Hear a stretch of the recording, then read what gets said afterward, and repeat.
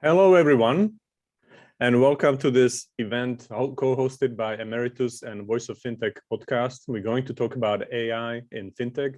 We're going to have Pahal from Nvidia, who is the global head of developer relations for consumer FinTech and Nvidia.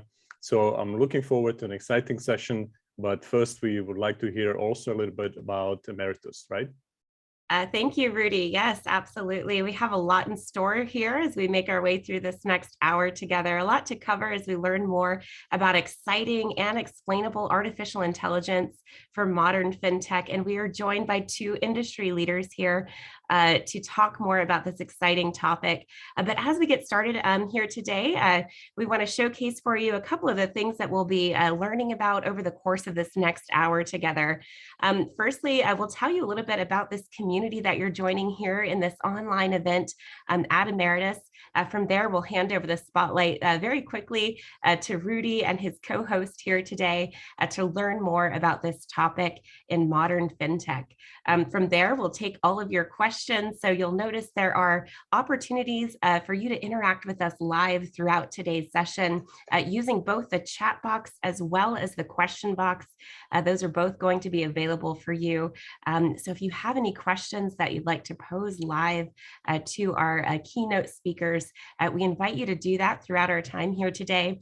And then finally, towards the end, we're going to be learning more about upcoming educational opportunities at Emeritus. So a lot in store for those of you looking to explore modern fintech here today. So we invite you to take a look at that chat box now. If you haven't done so already, open it up, say hello, get to know one another as we establish this online learning community. A big part of what we'd like for you to be able to do is connect with one another, get to know your peers and colleagues here as we make our way through today's learning. And as I mentioned, we're going to be talking about FinTech programs that are available. And so we wanted to share with you here a link that you can use as well as a QR code that will take you over to our full sampling, our full portfolio of FinTech courses. So if you're interested in learning more or continuing your education outside of this event, we invite you to take a look at some of these upcoming programs. And we'll talk about these a bit later on in the session today. But do say hello, let us know where you're dialing in from. And if you'd like to share what brings you here today, a big part of what we're hoping to do here is customize our approach to those of you who are here with us in the audience. So let us know what you're curious about. Let us know what's on your mind. We're going to be peppering those thoughts and comments and questions throughout our time here together today. So if you haven't done so already, go ahead and open up the chat, say hello, let us know you're here. We'd love to hear more about you and about what's on your mind. So as we dive into today's session, we want to introduce you to Emeritus, making the best professional education accessible and affordable globally. So this is the mission here at Emeritus. And what we mean by that is we partner with over 50 top universities from around the globe to make world-class education accessible globally. So you'll see some of our partner institutions here at Berkeley, Harvard Business School, MIT, Dartmouth, Columbia, and many others. So we're very pleased to have each and every one of you joining this vibrant community of over 250,000 learners worldwide as we learn more about this topic. So rest assured, you're in the right place if you're here to learn from the world's leading universities about cutting edge topics such as FinTech. You'll see on the right of our screen here some of our consumer report data from participants who've come through our programs before. And certainly we see very positive results from participants who've come through programs here at these top institutions. 94% of our learners believe that their programs that they took had a positive impact on their career and professional development. Over 93% of students are currently employed and have work experience, and 90% reported a positive impact on their business development. So a lot in store here for you as you think about your own educational journey and upskilling and in these areas of FinTech and other areas as well. So we're very glad to have you with us, and we want to formally welcome each and every one of you to today's live learning event. I see a few folks saying hello in the chat. Benjamin here from Johannesburg. We have Pete here from the UK, Dodge from San Diego, others joining in and saying hello as well. So keep those comments and thoughts coming as we make our way through the session here today.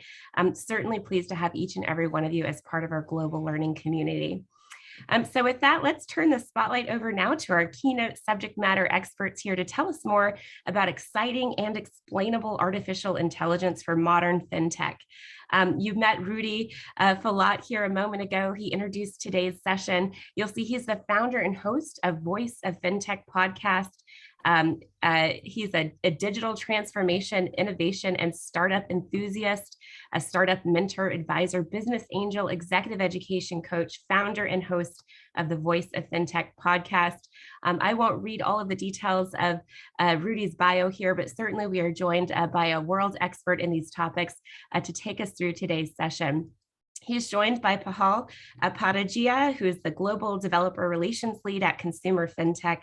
He leads global developer relations for consumer FinTech companies. His focus is on driving AI adoption within the FinTech industry, and he helps companies to accelerate their machine learning models at scale. So he also leads FinTech-oriented engagement with partners, cloud service providers, influencers, venture capitalists, and startups in the ecosystem. So I'll let him tell you a little bit more about his background as we turn over the spotlight here to our two keynote presenters. Very pleased to have you both with us here today. Just a reminder to stay tuned here towards the end. After today's event, we're going to be talking more about additional educational opportunities here at Emeritus. So please do stay tuned for more. One quick announcement here, we are recording today's session. Everything you see here is being recorded live, and we're planning to follow up within 24 to 48 hours to provide you each with copies of not only the recording, but all of the slides that we cover here as well. So rest assured, you'll be able to go back through and take a more detailed look at the material that we're covering here today. So with that, I warmly invite into the spotlight our hosts of today's event. Thank you again for being here. Over to you. Well, thank you so much, Marie, for such a kind introduction and very professionally done. I think you raised the level. So, Pahal, we need to stay there at the very least, right? So, thank you so much once again, and thanks for Emeritus for co-hosting it with Voice of FinTech. So, when I first heard about Nvidia, I obviously recalled GPUs and gaming and things like this. And then when I started to be more and more interested in FinTech, I've seen Nvidia everywhere, right? And a lot of people were talking about AI, machine learning, and this. And by the way, sometimes maybe a little bit too much. And this is why we have Pahal here, because we'd like to unpack some of the AI inflation, perhaps, some of the untapped opportunities in FinTech world. Why is NVIDIA invested in this space? What's going on there? So first and foremost, let's start from the beginning and maybe let us know, how did you get to what you do today? Because there may be quite a few listeners who would like to do the same as you. So what's the way to get there? Absolutely. Thanks for having me, Rudy, and the Emeritus team. It's been a great journey so far. I started my career with FICO, where I began in a data science consulting capacity to advise banks and financial institutions to mitigate risk. So this was a mix of technical and business consulting, where I helped them on use cases like retail credit risk, default prediction, fraud detection, etc., and built a good bit of domain knowledge as well as basic machine learning skills. But I had this quest in me to go deep dive further into the world of AI and what's hot and happening into this area. And that's what got me to pursue a master's degree at the University of Minnesota after taking a break. And as I graduated from that program equipped with the tools and technologies which are used in current AI landscape, I went on to work with a fintech company briefly in Minneapolis. And all this while, NVIDIA came up to the door with an opportunity where it was an ensemble of my business skills, my industry knowledge, my domain knowledge, as well as my AI skills. And that's what gets us talking here today.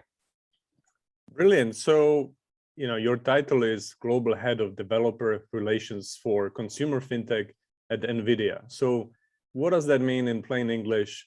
And what's your role or what's your team's mandate?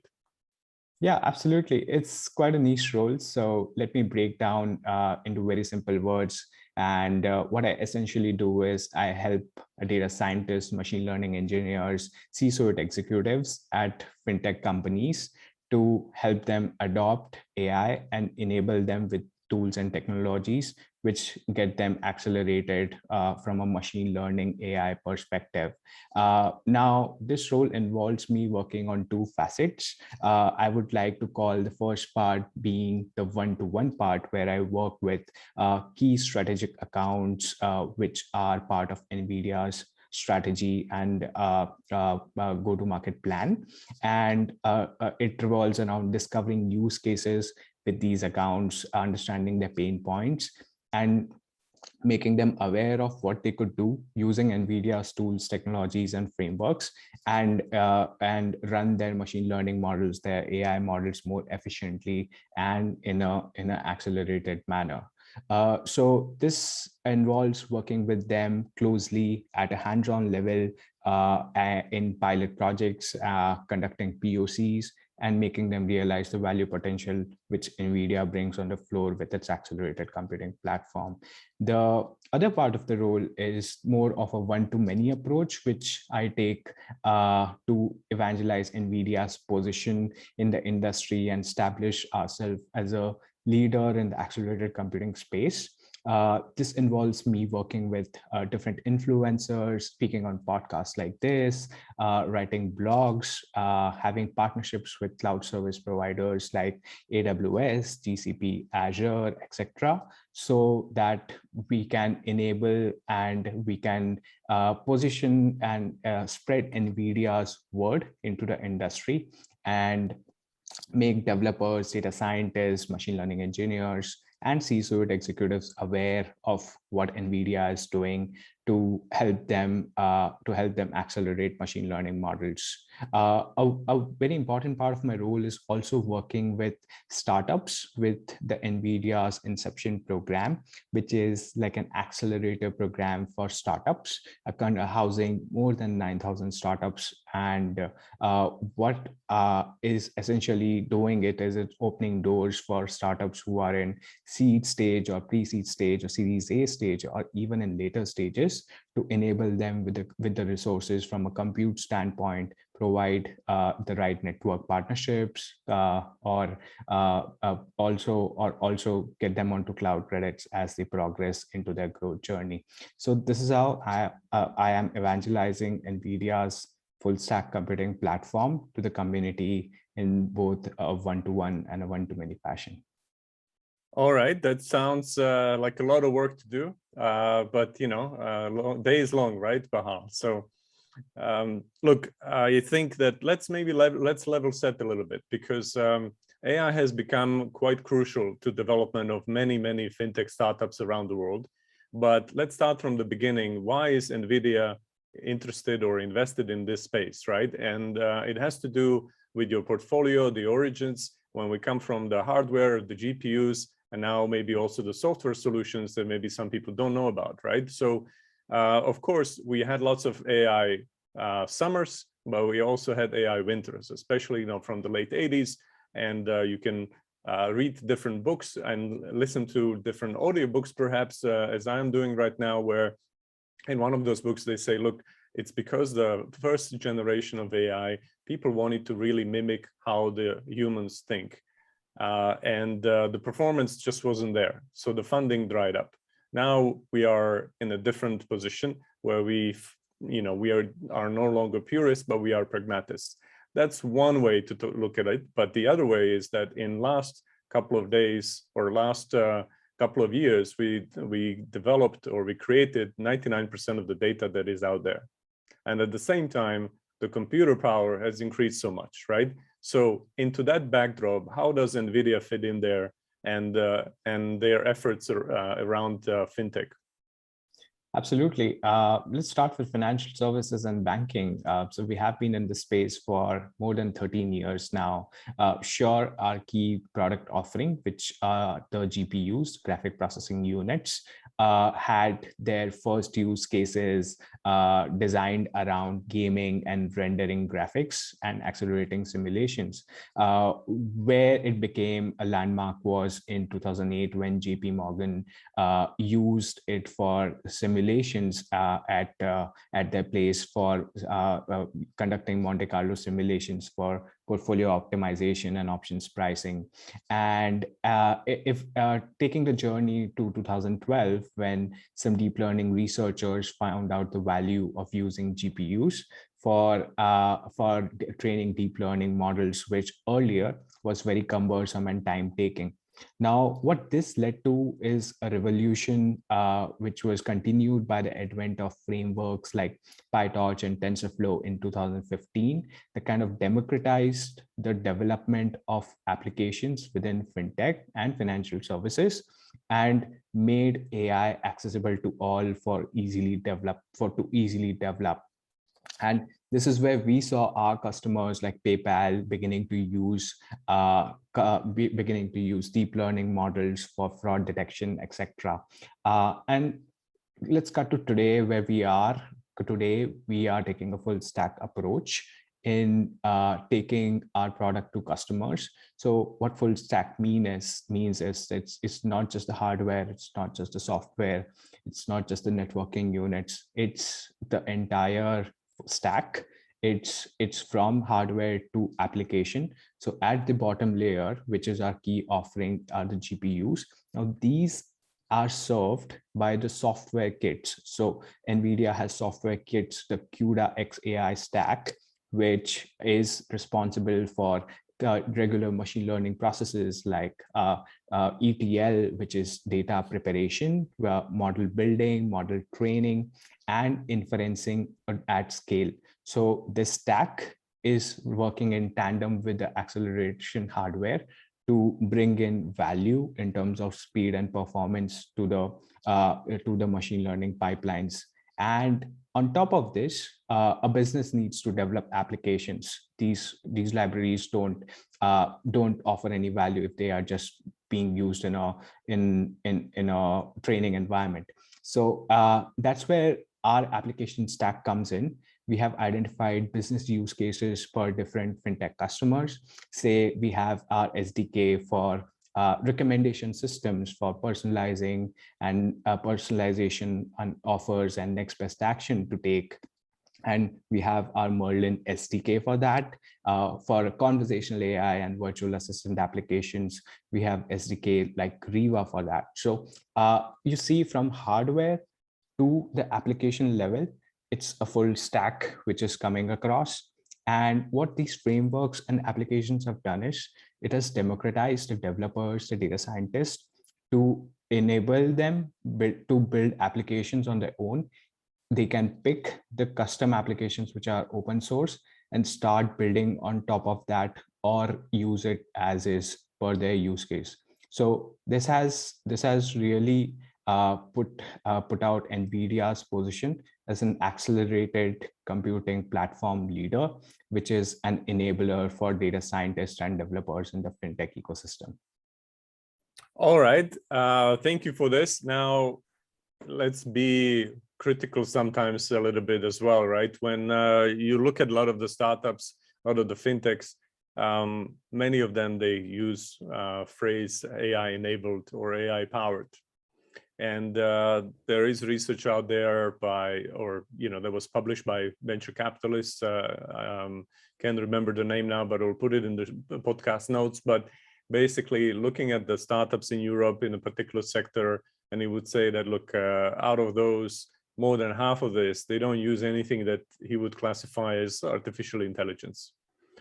So sometimes people overuse it, right? Same thing as with blockchain at some point, right? That it was blockchain enabled, then it was AI enabled. So let's get real. What is AI when it comes to fintech, and what is not, right?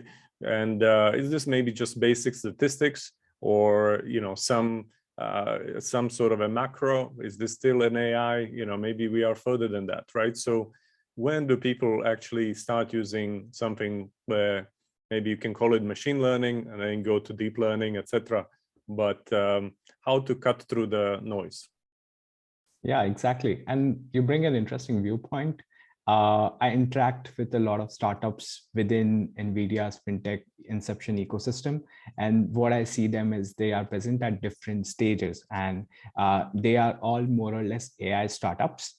Now, what happens with these startups is that at different stages, when you are in an early stage, you may not have the data, you may not have the talent, you may not have the resources and the compute to do AI at a scale, but may have the vision to do that in the future.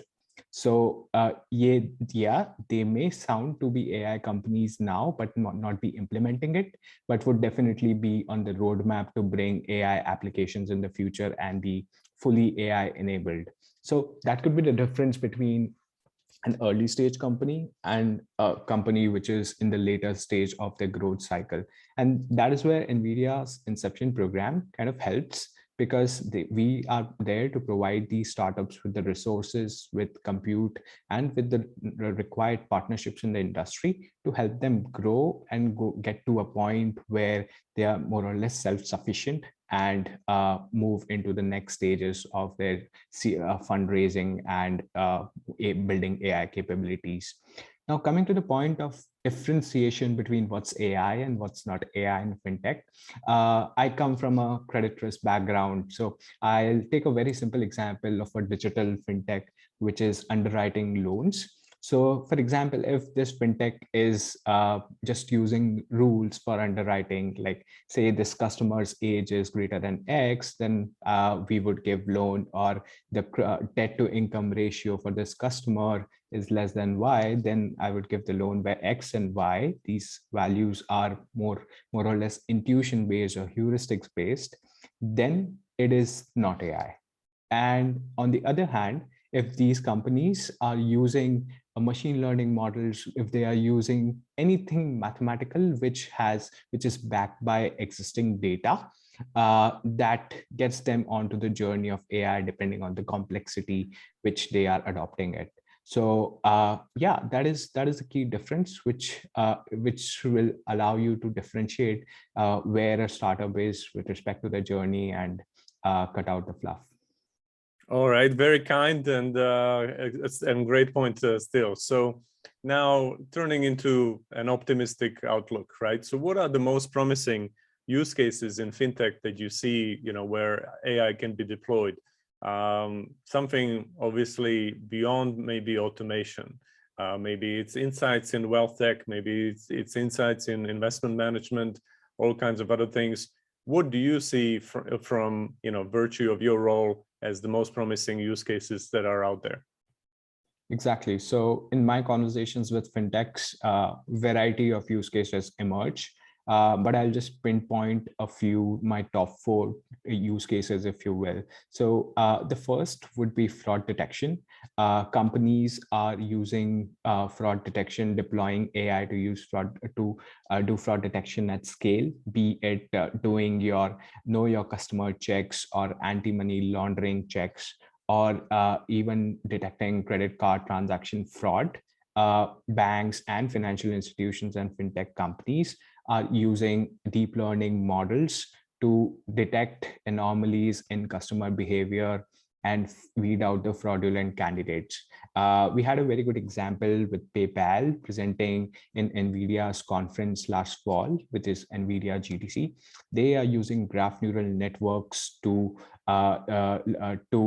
find out bad actors and understand their payment patterns or spending patterns, so that they can quickly detect if the person is fraudulent or the merchant is fraudulent or not. The other example for the use case, which is very prominent, is personalization. Now there's a big race for fintech companies and big tech companies to be the super apps. So you would see Square, aka Block, or PayPal, or the Googles or the Paytms of the world. They are all rushing to encompass all of the offerings, if they can, into one application. Now, what that has enabled them is that they are equipped with data where they're having a 360-degree customer view, and they have very deep information about what the customer behavior is, what is the customer spending, and what the customer would like or not like, depending on their situation, time in life, and the demographics. So sitting on this much information about a customer, when this information is fed into form of embeddings to large recommender systems, these are powered by GPU accelerated NVIDIA Merlin, to identify suitable product offerings, understand what could be the next best action taken to be taken for the customer, they could be of great value and give a more personalized, customized experience for the customer. Nerdfall, it comes to my mind, which is a player in San Francisco who uses customer credit information, their behavior patterns, and helps them with recommendations for different credit products or financial products which may suit the customer. So that could be that those use cases are very prevalent in the fintech ecosystem. On another one is my favorite, Venmo. Venmo has a customized reward scheme for users. So if I would be spending a lot on gas station, but not on coffee, so I would get more rewards on gas station. So these are not fixed reward categories as traditionally would be in credit cards. So very interesting case of personalization going on there. And these are all powered by large scale recommender systems, which are enabled by high performance accelerated computing. The third use case is around conversational AI and virtual assistants. We have seen with COVID, the demand for labor has increased. Also, not to mention about the labor shortage, all companies all over the world are facing this problem. So what they really need is to augment their existing capabilities with AI, with tools and technologies that can handle a large volume in terms of customer queries. Square, which is now a very big a company listed already, but a great fintech, has this platform where they service seller inquiries. So Square developed BERT models, which are the models for training large language models, large language information, and processing it into a fashion that it can answer the questions, it can summarize customers' queries. So they use those models and trained using NVIDIA's accelerated computing platform to answer and automate 75% of the queries. So this is something which ultimately smoothens out the customer experience, as well as reduces cost for the fintech we are talking about. So very important use case for conversational AI. And then the last one is one of my favorite. You did mention automation, but I would want to take it towards claims automation, insurance.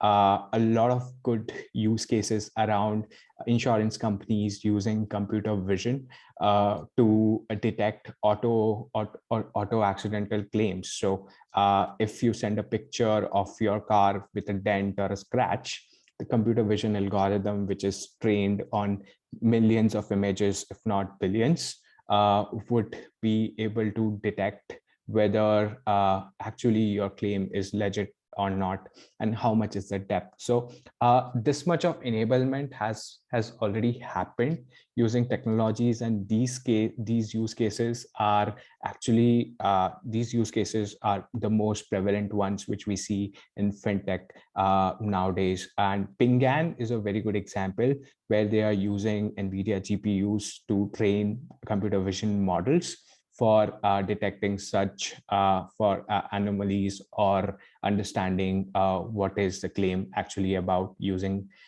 customer image data. And beyond this, there are many other use cases, which I would just like to give a mention because they are hot.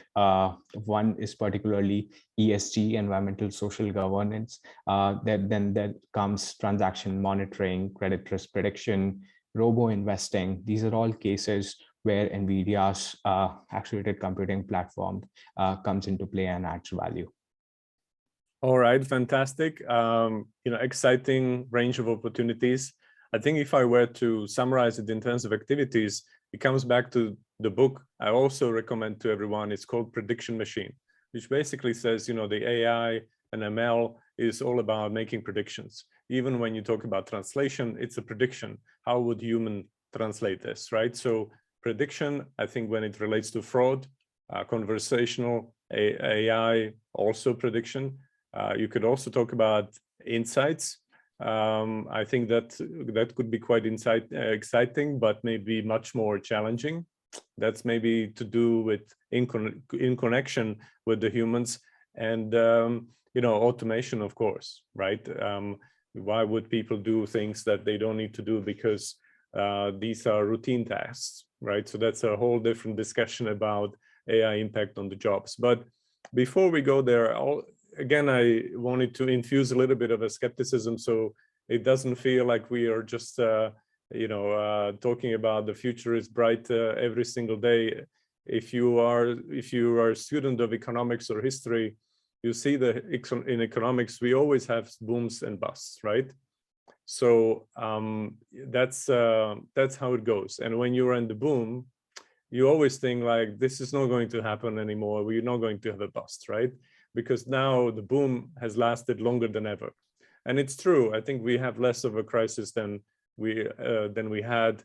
Maybe it's every 15 years, maybe it's even longer. But when you look at the AI history, we talked about the AI winters. Do you think we are way past it, that we will never have AI winters because now we have so much data that we don't know what to do with? We have the computers.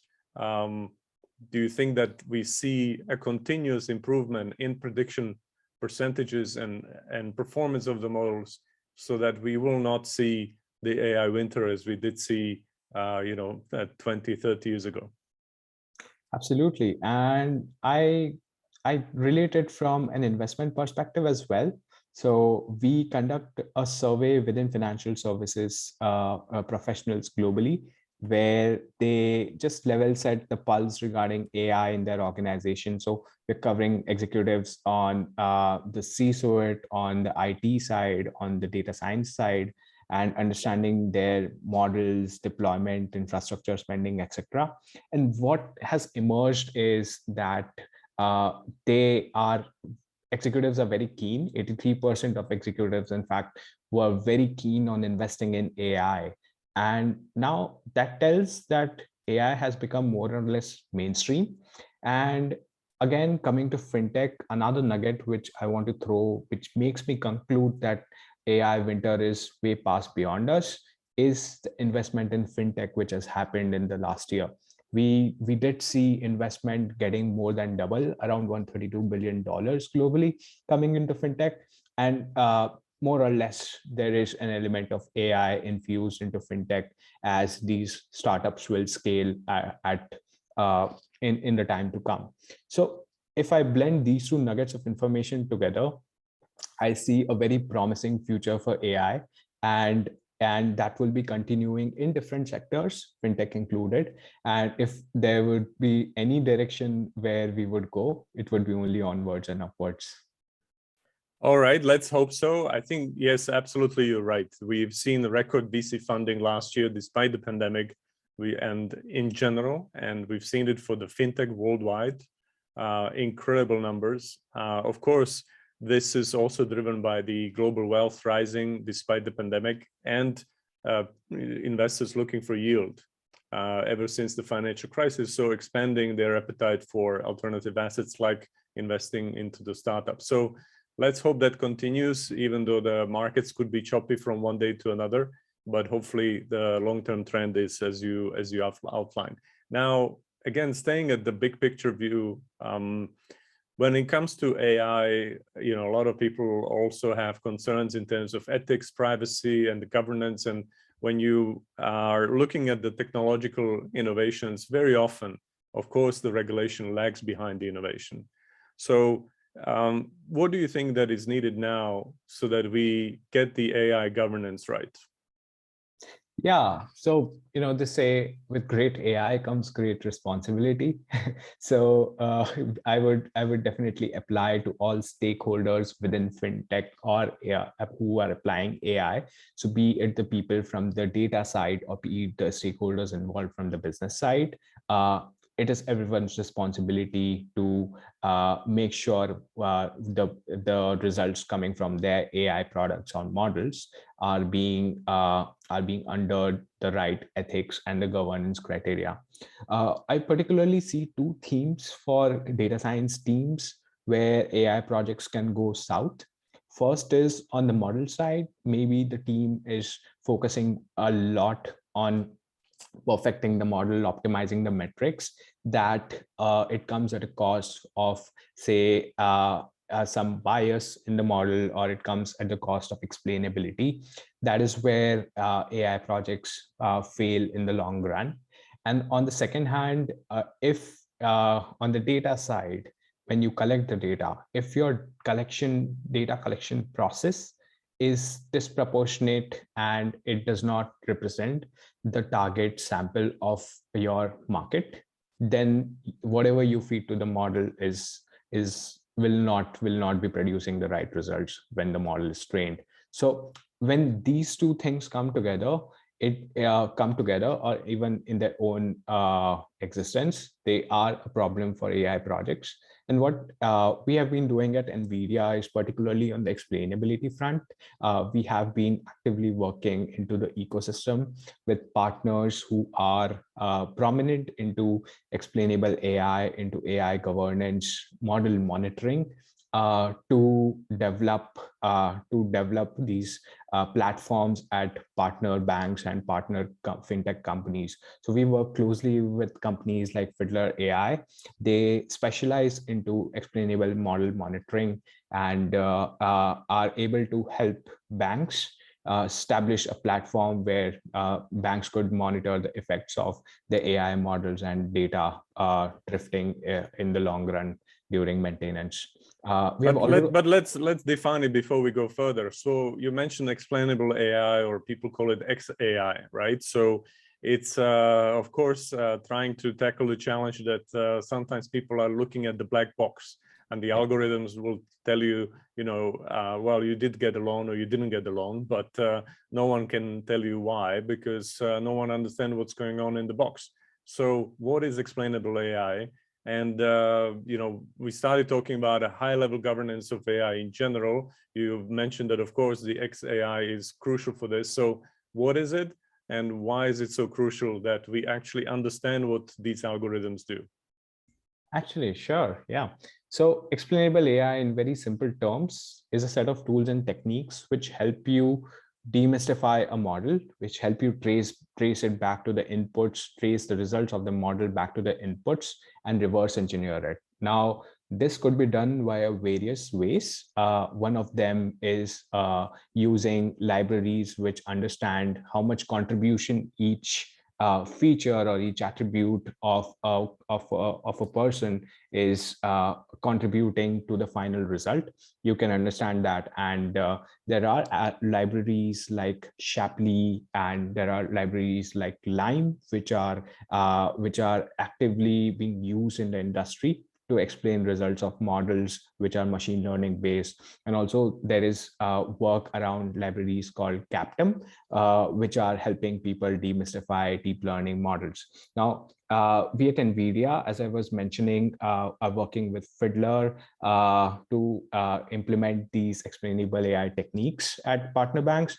Also, what we have done is we have produced developer samples around these libraries so that we educate the ecosystem over using these libraries around explainability, and create that evangelizing effect around explainable AI when using at scale. Also, we have been taking positions in forums like GIAX in Europe and EU FinTech 2020 project. One of my colleagues is an active member of those committees where they are where they are actively working on defining what would be the right framework around AI model governance and best practices around sustainable AI.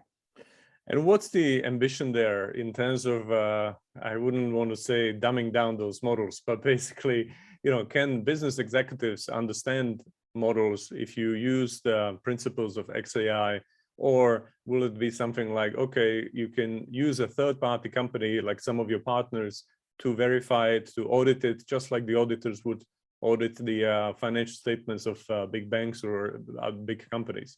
So, or will it be so easy that anybody can read through it? What do you think is the level of ambition here?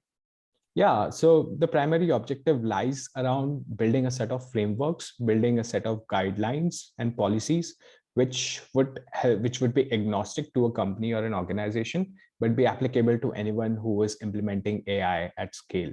Now, this has three facets. I would describe the first facet to be around defining the policies, what are the rules, defining the legislation around it. So this revolves around how you're collecting data, how you're building models, what are the security aspects around it, and how you are making sure that you are debiasing your data and models. The second aspect to it is around defining KPIs. How are you monitoring drift? How are you monitoring how your data on models are changing with time? How are you monitoring your model over time? What are those metrics which you are tracking actually to make sure that you are in alignment with the framework or these guidelines defined in the first step? And third is around monitoring these models and also auditing. So algorithmic auditing, machine learning auditing is quite in trend these days, and it's a picking topic with the voices coming out from the European AIA Act, which laid down the foundation for rules around AI. So when we work with these forums, particularly the GAIA forum, we are helping design a framework so that we can educate other AI companies in the ecosystem over what steps to take when defining AI governance framework when it comes to regulating and understanding AI models. Great stuff, understood. Hopefully this will, prevent us from all kinds of apocalyptic scenarios that you could see on the shows of big streaming services, right? Which leads me to the next topic. I wanted to talk about something quite exciting, I think, this year, when you saw a lot of tech companies engaging in big M&A, going into Metaverse, others renaming themselves, etc. Potentially, this was obviously related to the pandemic, where the pandemic impacted many sectors very, very negatively. For example, retail or certain services where physical presence is needed, like live events, live artists, and people like that. But it probably benefited the gamers and the gaming sector, right? So given the NVIDIA's history and the relations to the gaming community, where do you see are the biggest opportunities for fintechs expanding into, let's call it metaverse, or crossing over with gaming? Because there were so many innovations that were happening, last 2 years or so. Maybe some of those will fall away after, hopefully, this is over, but some of them probably will stay, right? There were live events within the games. There were possibilities to play and win money, and if you couldn't, then you could actually borrow certain tokens and things like this. There are startups to lend you this so that you can play, make money this way, similarly as in real life. So these are one of the, one or two random examples, but where do you see the biggest opportunities in this space? Yeah, absolutely. So we have already been seeing opportunities in two spaces. Let's start with gaming particularly. So earlier gaming was around play for leisure, but now gaming is more turning into play for pay. And that is enabled by the decentralized systems. And that is what Metaverse has enabled. If these games are brought on to a decentralized platform, you can use NFTs as a mode of transaction and build a marketplace where you can bring in fintech offerings as well as gaming offerings into play, and maybe use avatars or maybe use tokens or coins which you win in games, and then use it to trade or lend, as you just mentioned. So that's a very interesting use case which has come up. The example of a game called Axie Infinity, which just emerged on the similar lines as I just mentioned, is a good foray into seeing what's coming in the world of gaming plus fintech and metaverse in the time to come. And on the other hand, what we are also seeing is some Korean banks who are venturing into metaverse and have built virtual environments like a virtual banking center for the customers to interact via a virtual platform, and make sure that customers have like a more immersive experience when interacting with the bank on a virtual platform. So I think it's Korea's Kookmin Bank, if I'm pronouncing it correctly. They built like a financial business center. They built like a teller desk. They built like a park, just like a bank would, and the users can interact with the bank employees via video chats, and also have an immersive experience of like being around in the bank. So innovation is happening. Fintechs are definitely watching it, and there's an area particularly where AI could be infused, and we have been seeing conversations with customers who have been interested in using NVIDIA's accelerated computing platform to build in chatbots, which could be an important part of the metaverse. So interesting things to see in the time to come in that sector. Yeah. All right. Well, I think I know the answer, but I really want to ask anyway, just in case. Do you think that metaverse is here to stay, or is it just a fad of 2021, 2022? In other words, are we going to live in game player one kind of world soon enough? When people saw the movie or they read the book, some people maybe got scared, some people loved it. I leave it up to everybody to make up their own mind. But do you think this is where we headed, or not? Absolutely. So yeah, as you said, you know the answer. The answer is yes. The metaverse is here to stay. It's only going to get big. It has started with its huge footsteps now. What we are seeing is that we see metaverse as a connection of virtual worlds which are interconnected and would enable you to do anything which you are currently doing in your physical current world.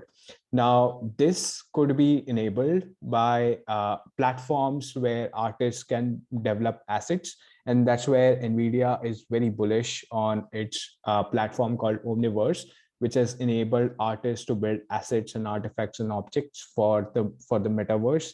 And what that has done is that it has created a concept called digital twins. So, for example, we are working with BMW, where BMW has created digital factories, which are like exact replica of physical factories in the real world, and those are into the virtual world. Now, these virtual factories totally mimic the laws of physics as well as the real life scenarios which would happen. So think of items like stress testing, or you would crash test your car, and all those simulations can be done now in the virtual factory, and the final output, the final model could be exported out of the virtual world into the real world. And this is what Omniverse has enabled.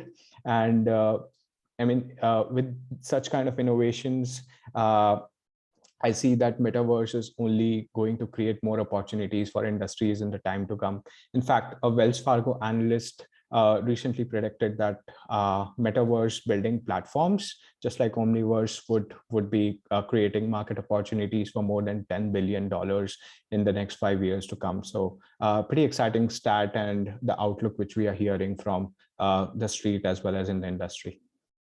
Very interesting. I'm glad to hear about your products also supporting live artists and going into the metaverse.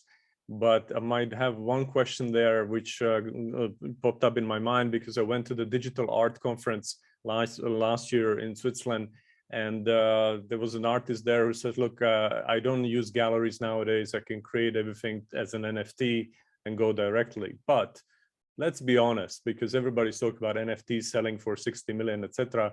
Most of those, they obviously cost maybe $500, $700 in gas fees on Ethereum, etc. So of course, we're focusing today on AI, but if you compare it to the assets that you can create in Metaverse using your product, is there a cost there as well? Because it's very nice to talk about democratization on a very high level, but then if 70% of the artists, they wouldn't create an NFT that would cover their costs, they don't make any profit either.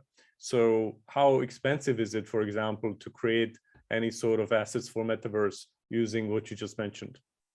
Yeah, so NVIDIA's one philosophy is devs before revs, which means that we are always in the interest of developers, and in this case, designers and artists. So in a recent announcement, NVIDIA open sourced the NVIDIA Omniverse platform for individuals to create and build objects for the metaverse. So which otherwise would have been, as you mentioned, expensive for an individual creator.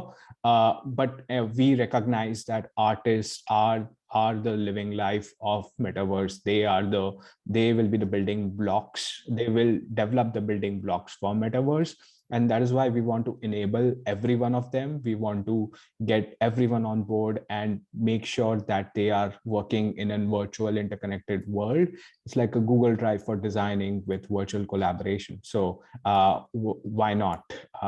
We are ready to invest on developers and help them create and build something which is beneficial to the entire universe. All right, so it looks like you are interested in bringing more players into this world, while in any case later down the line you are supporting the infrastructure. So why not, right? It's not about charging every minute for every little thing. It seems like you are building a big ecosystem, and there is a longer play at insight. Is that correct? Yeah, absolutely. Okay. It is about enabling the ecosystem, be it via partners or be it via building the right tools for helping designers and artists create. Okay. So, and let's maybe finish off on Metaverse and FinTech. Any other words or use cases that you've seen already where there is a crossover which is tangible? It's all very nice to repaint the company headquarters and put a new logo there, but what's tangible that you see in FinTech and Metaverse? Yeah, absolutely. The first is the advent of AI that will also infuse in the metaverse. I mentioned the example of chatbots. I also mentioned the kind of data that will be flowing in when be interacting with the metaverse. So a lot of interesting information to come out of that, and using an accelerated computing platform to derive insights out of it or to make use of it in the end business cases will be crucial. So we'll see a lot of investments on that end as well. I also see a new trend around fraud detection coming into play. And this is beyond metaverse. This is about real world as well. We recently had a financial services survey where 83% of the executives, 80% of the executives mentioned that fraud detection is a bigger problem. We also saw PayPal coming in with their earnings yesterday, where they were affected by 4.3 million accounts which were fraudulent. So fraud is a growing problem within fintech, as well as that that would be a parallel case when it comes to cryptocurrencies and the blockchain universe. So this is a problem to invest in. We'll see more investments coming from AI executives around accelerated computing, around having an enterprise AI platform, having a place where they can develop and build a full stack and have applications which serve the end business use cases. So these are the two takeaways which I would like to have the audience with respect to what's coming out in the future. And also as we wrap up, we know there are different people on this call in the audience. So if you are a developer, you should definitely visit NVIDIA's GitHub to see what we are doing in the field of accelerated computing. Go to docs.nvidia.com or GitHub on NVIDIA. And if you are a FinTech executives, if you are a business person within FinTech, definitely visit the NVIDIA finance page on the website, and you would get the latest and the best of what's hot and happening in FinTech and AI. Well, great stuff, Pahal. Thank you so much. I think you wrapped it up for me as well, so that's great. And now over to Marie to close out the session. Thanks so much. Thanks, Rudy.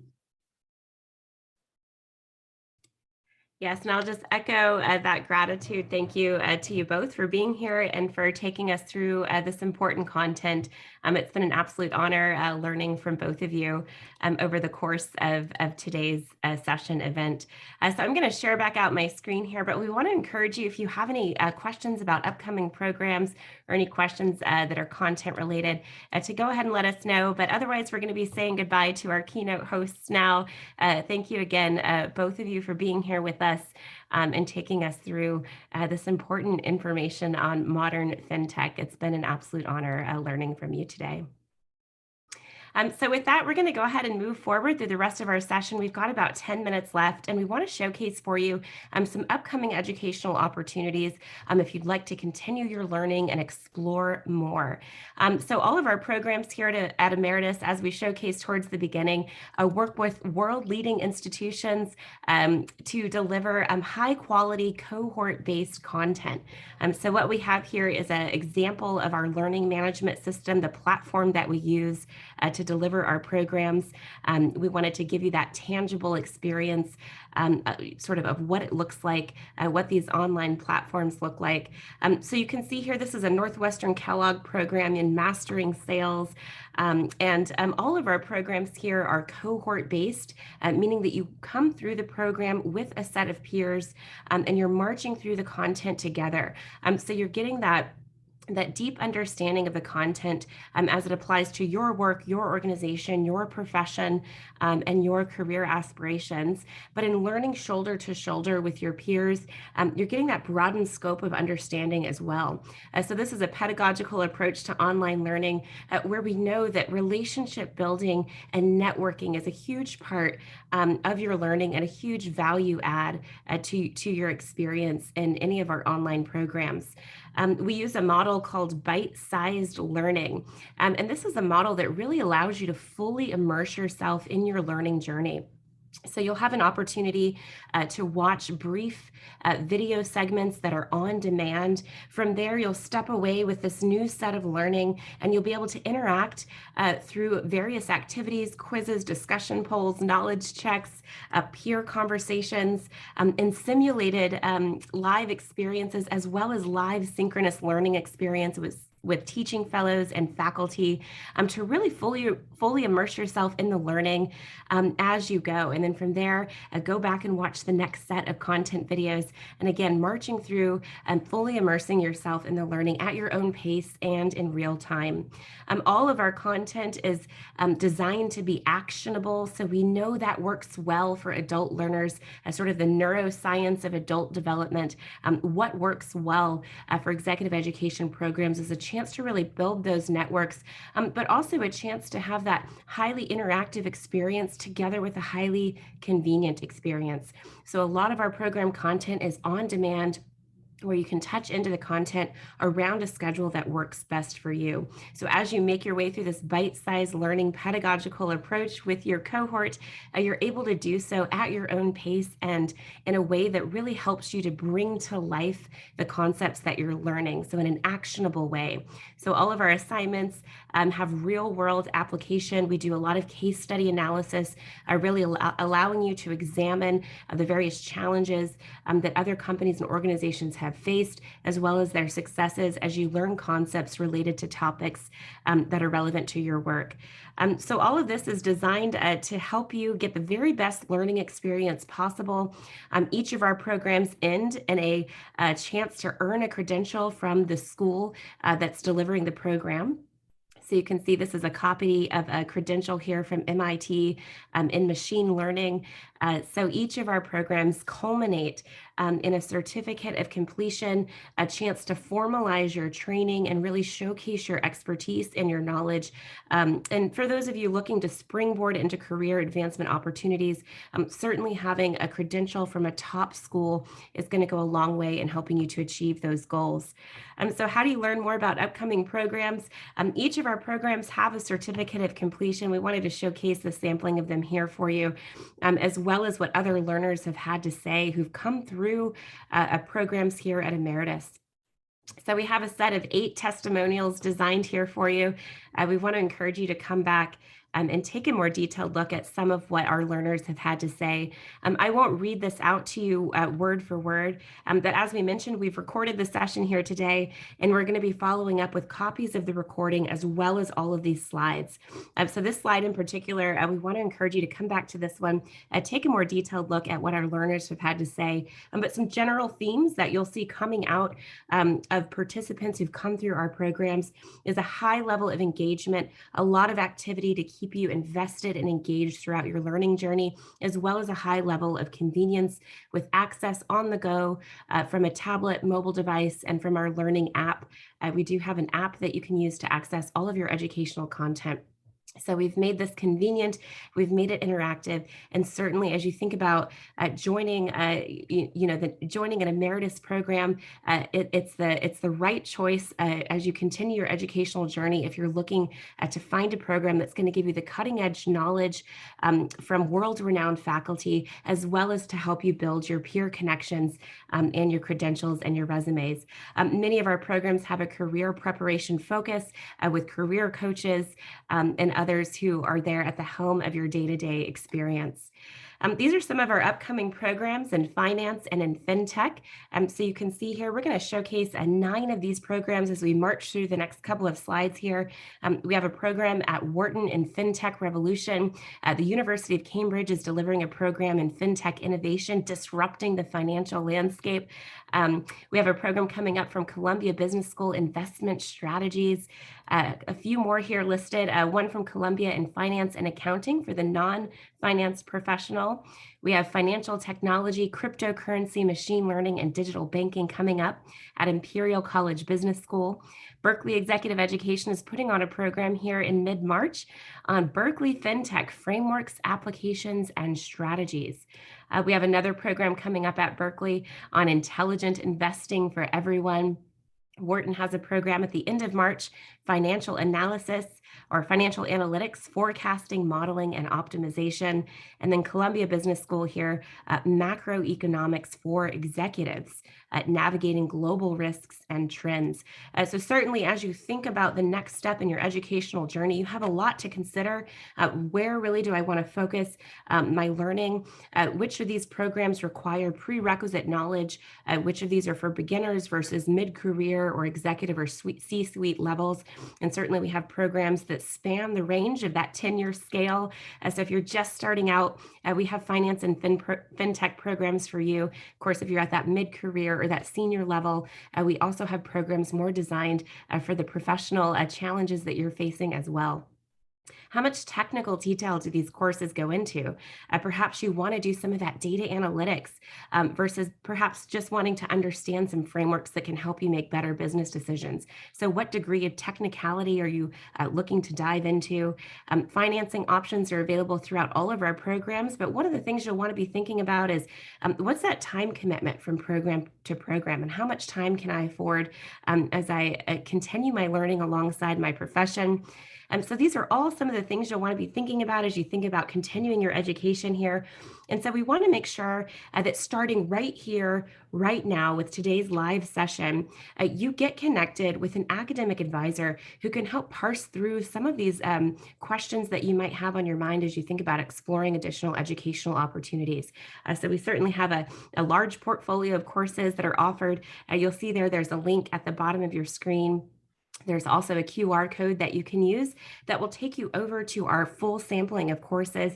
We showcase 9 for you, but we have others as well. So we invite you to go over, take a look at some of these upcoming programs. If you see one that you like, you can click right into that program and schedule a one-on-one appointment with an academic advisor who can really help walk you through some of these questions that you're considering as you try and select the right program for you. So a lot of opportunity here for you to get those support that you need for those of you looking to continue your educational journey. So this is our last and final slide here of the day, wanting to give you that link and that QR code one more time here as we round out the final moments of our time together. But certainly get connected there with an academic advisor. If you haven't done so already, use that QR code and that link to take you over to our larger course offering page where you can get connected with a specialized academic advisor who can help walk you through what are some of the next steps in your educational journey.